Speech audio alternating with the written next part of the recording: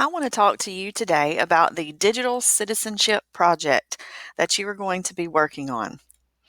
First, I want you to start by watching the Lion and the Mouse video.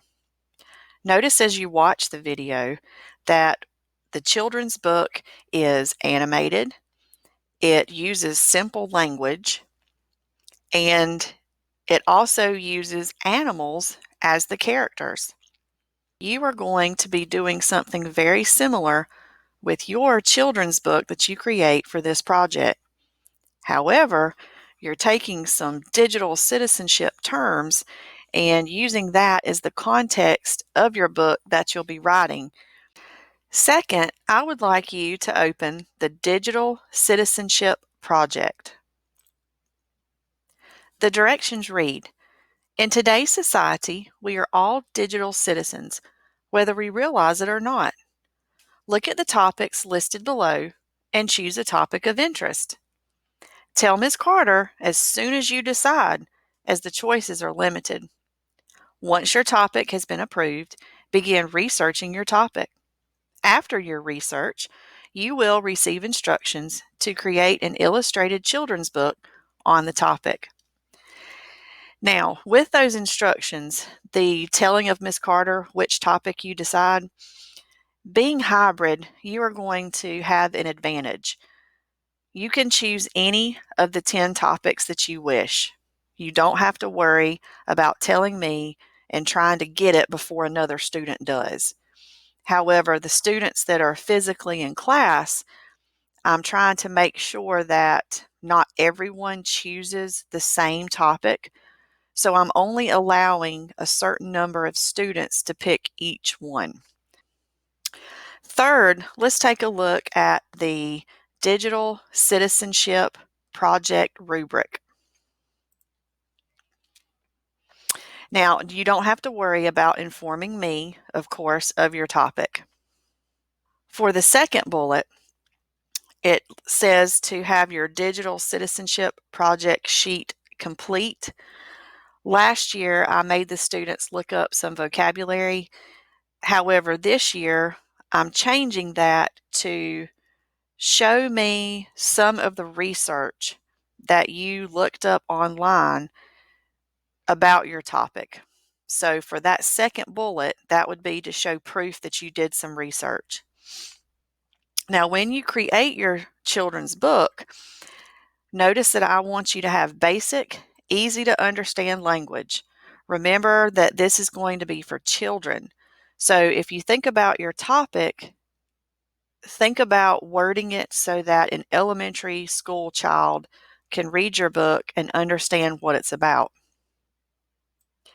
Did you provide enough information on the topic? Does the book feel like it's complete? Did you place things neatly with each other? Does it look attractive? You need to have at least 5 pages, and yes, that does include the title page. Grammar and spelling, of course, is very important in any kind of published material, so I do not want to see any grammar or spelling errors. Ignore the bullet about stapling the rubric to your research. Ignore that. And lastly, the storybook will be presented to the class. Since you are hybrid, I will show your book to the class along with all the rest, but you do not have to worry about getting in front of the room, of course, in front of the class and presenting it. Now, what platform are you going to use? If you notice in the instructions, step 6, it says use any software of your choice. If you're at home and have PowerPoint, of course, that is a lot more user-friendly when you're creating a presentation.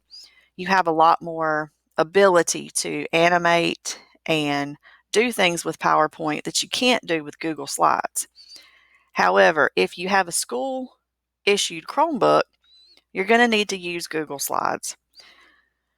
Now, when I say an animated storybook, I'm not meaning that the characters move like the lion and the mouse. You know, if I have a mouse on the page that's talking to a lion, I don't expect the mouse to be able to be an animated GIF. I don't expect its ears to be moving and its tail to be moving and its nose to be wiggling. That's not what I mean. I want you to use the setup like the lion and the mouse and create your own children's book using that style. Let me show you an example real quick of exactly what I'm talking about. If I were to get a Google slide, in Google Slides, it is going to make it a lot easier if you set the background of the slide to the image that you want set up as the background for your page. So you're going to click on background. Notice that you can choose an image for your background. And since I love watching SpongeBob, I'm going to come over here to the Google image search option, type in what I'm looking for, and select the image that I would like to insert and click done. Now notice that I can't move this picture off of this presentation. So it's going to stay put for me on this slide. Now to add my characters, a lot of times you're going to have trouble by going into insert image and searching the web this way because we can't be very specific about what we're looking for with type. So you may want to use Google to do the search instead. If we type in the character that we're looking for and go to images, out to the right, when we go to images, I have the option to go to tools. Under tools, if you'll click on color, you can choose transparent. Now, transparent is hopefully going to pull up pictures that have a transparent background, meaning that you're not going to have this white box surrounding SpongeBob. Hopefully, it's going to be see-through so that when we put it on our background, it's not going to look really strange. Now, it can be tricky because, you know, when you click on the image, you think, oh, there's those little checkers. That means it's transparent. Perfect. I can use it.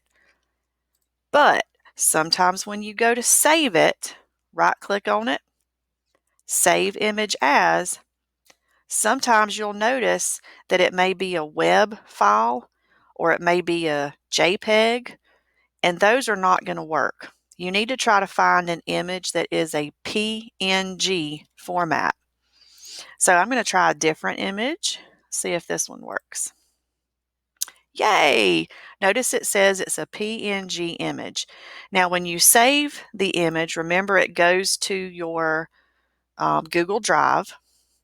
I can then go back to my presentation and insert that image from my drive.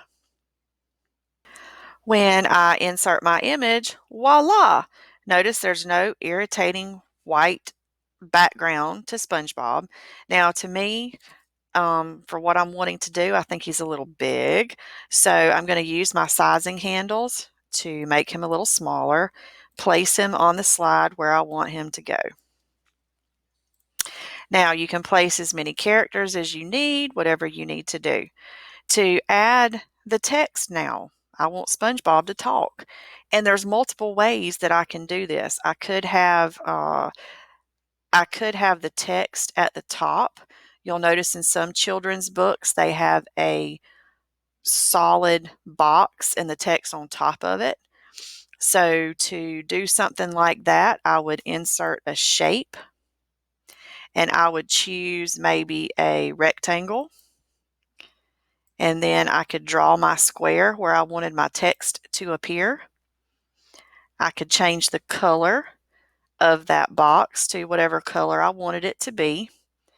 And I could then do a text box on top of it and add my text for that page.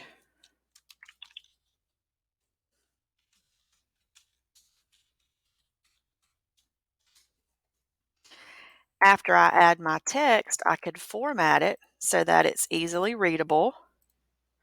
Maybe change the text color because maybe it's hard to see on the color that I chose. And then I could do it that way. Another way that I could add text is also by using shapes. Notice they have a call-out section, and under call-outs, there's 4 cartoon call-outs down here that I could use. You click and drag to draw the shape. Notice that this triangle that's at the bottom of the shape can be dragged closer to the person's mouth, or if I need to change it to the character on the right, whatever I need to do with that. And then to add text, I simply right click on the call out and I edit text.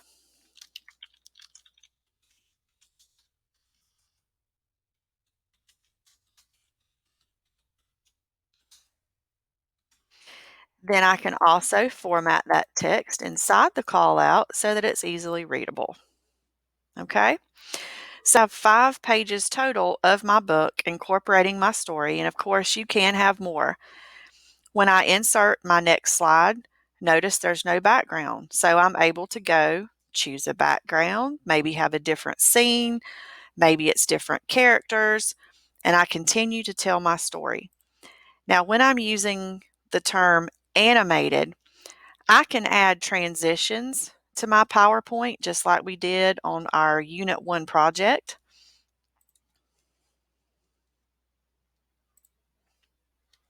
I can also animate how my characters come in or the text comes in. So if I want my SpongeBob character to animate, I can click on SpongeBob. I can click Add Animation, and then I can tell SpongeBob how I want him to come in. Maybe I want him to fade in. And I can choose either on click or after previous or with previous. I can then take my, if I had a second character, maybe I want him to come in second. And then maybe I want SpongeBob to talk first. So I choose his call out and I add an animation and tell it what I want it to do. So since SpongeBob's talking, maybe if I have it fly in from the top. Now, if I preview this, when I start my book, SpongeBob faded in. I click, here comes his text as he's reading. Okay, so I can create a cute little children's book based on my topic. Now, when we look at these topics, you may be thinking, how in the world am I going to make an interesting children's book on passwords? Okay. Well, you want to try to be creative. When you think of children's books, they usually use non-human characters. Okay, so something cutesy that children like, animals, cartoons, things like that.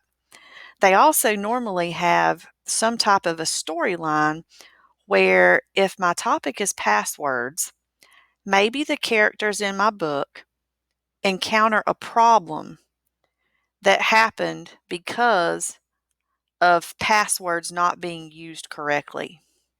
So they usually have some kind of turmoil that happens. You know, things may be going great, and then all of a sudden, wham, something bad happens in the story. And then because of that bad incident, the character learns from the mistake and then changes their behavior and starts doing the correct thing, which is a perfect opportunity for the writer to then give the, correct way to do things, if you will. So if I were telling a story about passwords, maybe my character shares their password with their best friend. And because of that, the friend then uses their password to log in as that student, and maybe they do something that they're not supposed to do. Now, remember, we're talking about elementary school children, so maybe they send silly jokes to each other, or maybe they send funny pictures, or, something that may embarrass the child, but not really be over the top.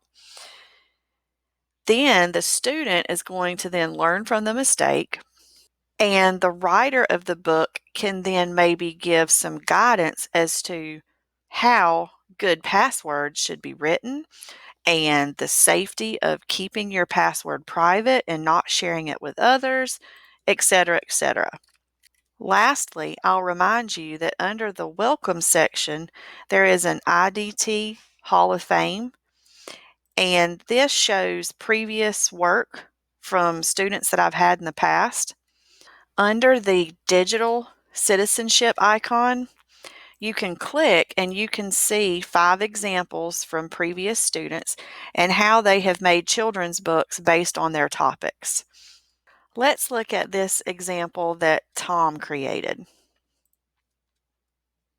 Now, I did end up having to upload it to the site as a PDF. However, the original children's books were done in PowerPoint, so they were animated. This book is entitled Rad Storybook. Ben has not been told about the dangers of the internet yet. I got my new smartwatch today. Ben was told to meet his new friend he met on the internet here. Huh, I wonder where he is. Ben's friend tricked him into jumping off of a park slide. What was I thinking?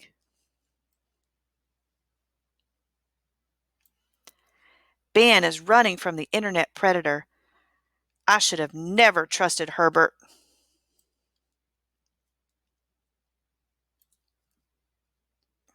Ben ended up okay, but he will never fall for that again.